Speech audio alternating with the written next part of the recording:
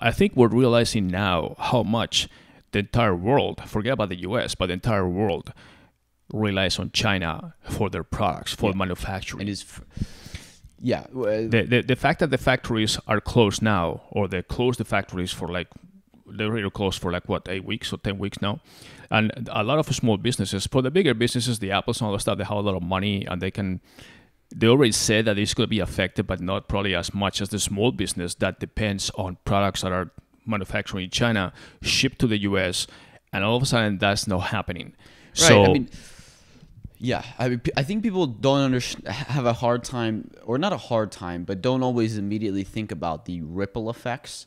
Because a perfect example is, okay, so the coronavirus happens, and then lots of small businesses can't get their products, and so they can't sell. And so then we, as an agency, even though we have no dealings with China, are directly affected because we can't advertise things if there's nothing to sell. And so then we have less money, and we, obviously, nothing's happening yet, but it's like, say there's an extreme, and this lasts for a year, and then there's layoffs all across companies, then people have less spending money. People are afraid to go out to restaurants, go to stores. Like, these are the ripple effects that happen from something like this. I think one thing that is good, and I think I mentioned this actually last week, that will come of this is that the world will be much less reliant in the future on China for manufacturing. That we will become less anti-fragile, or I'm sorry, less fragile. We'll become more anti-fragile to one basic specific point that of failure in this global supply chain. Yeah, exactly. I think this is indirectly going to help make America great again. And this is not a political statement, but it's more a reality of basically making American companies think twice before putting all their manufacturing eggs into one China basket, so to speak. But do you think that this will make companies manufacture here? No, or that they diversify. Will just go to Africa instead of China? Well, no, but it's going to make them think more of a contingency plan, because what we realize, I do agree with that. What we realize is that most of the companies that are now in jeopardy, and we know some that we work with,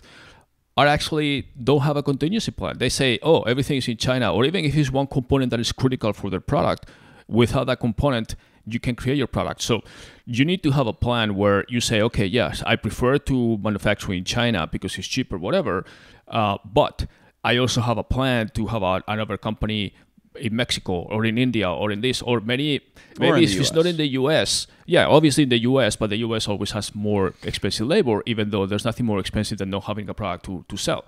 But it's going to make basically people have a plan that is not just China, and it's not going to be everything for China. And not just in the US, forget the US. I mean, this happens it's globally. The entire world and small companies, China doesn't just sell things that say made in China to the US. I mean, you go to Europe and every dish, coffee mug, whatever, is made in China too.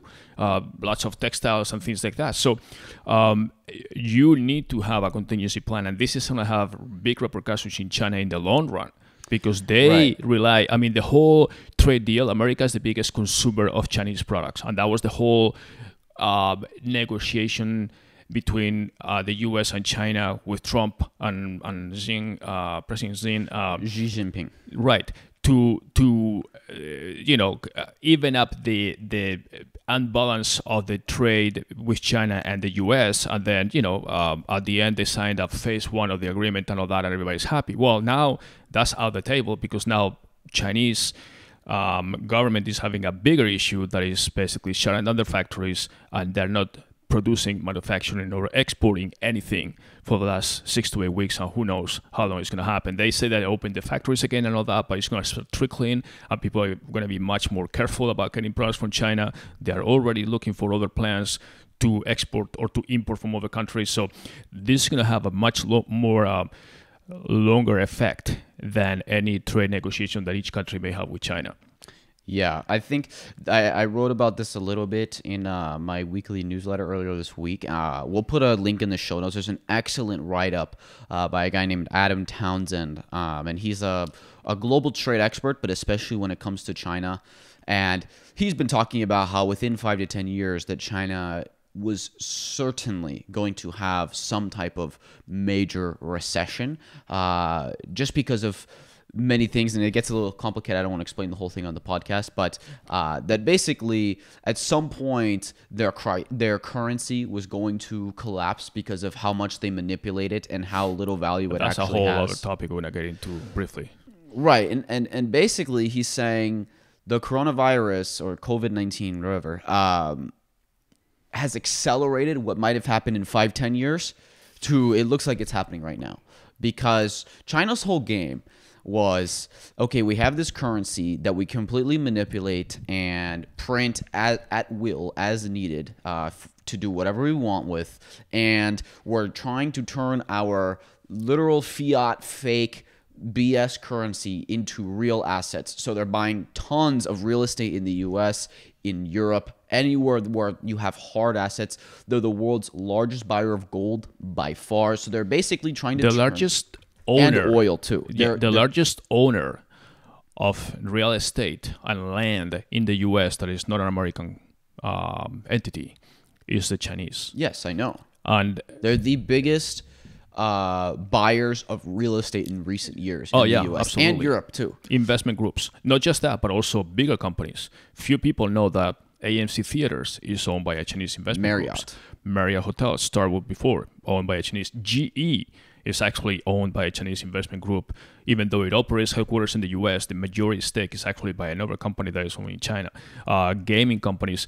There's a lot of American iconic companies that are actually owned by Chinese investors. And what they do is they bring their, like you said, their devaluated, worthless currency here.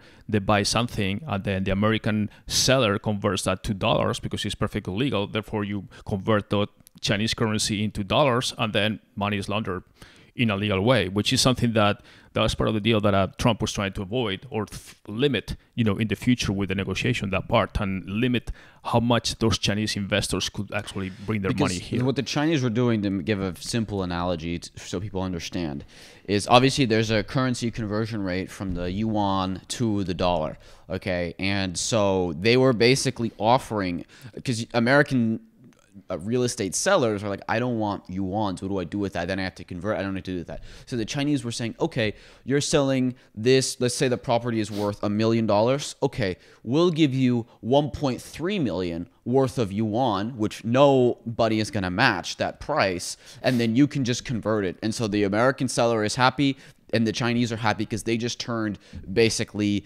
literally shit into gold. Okay? Monopoly money into real money. Yes, exactly. That's a better terminology. Shit in the gold. I don't know. is a You little never more played harsh. Monopoly, but I was little. But what do you mean? I was the Monopoly king. No one ever beat me at Monopoly. Okay. It's funny. Just a little intersection here. I played Monopoly in like 3 different countries, and it's funny how you have the Monopoly with different neighborhoods and streets from different countries. Yeah. Boardwalk is always the famous one in America, but I've seen in other countries it's called different things. Well, they have the streets for each particular That's country. so Like funny. when I played in Spain when I was little, we had all these major avenues from Madrid and all that stuff, and it was pretty cool. And then when I came here, it's like, I don't know any of the streets. I don't know if they're worth this or that or whatever. I knew the ones in Spain, but I didn't know the ones here with Broadway and all that stuff. It's like, anyways, it's funny. So anyways, yes, China is turning monopoly money into real money. And that was their big plan, okay? Because they know their currency is going to collapse eventually. And that's what happens when you manipulate it to hell. But they said by then it won't matter because we'll have basically laundered it and converted it into so many hard assets that we'll be fine. It looks like that the currency might collapse now because the factories are shut down. There's potential for massive unemployment in China. People are moving their supply chains out of China, so the revenue, GDP growth of China's GDP growth was already slowing. It was down to like 6%, which for them is very slow because they're trying to grow. More of a 10 plus. Yeah. And this year, they may have no or even negative GDP growth, which would be an absolute disaster. Well, for the first them. half of the year, for sure. We'll see what happens in the next few weeks.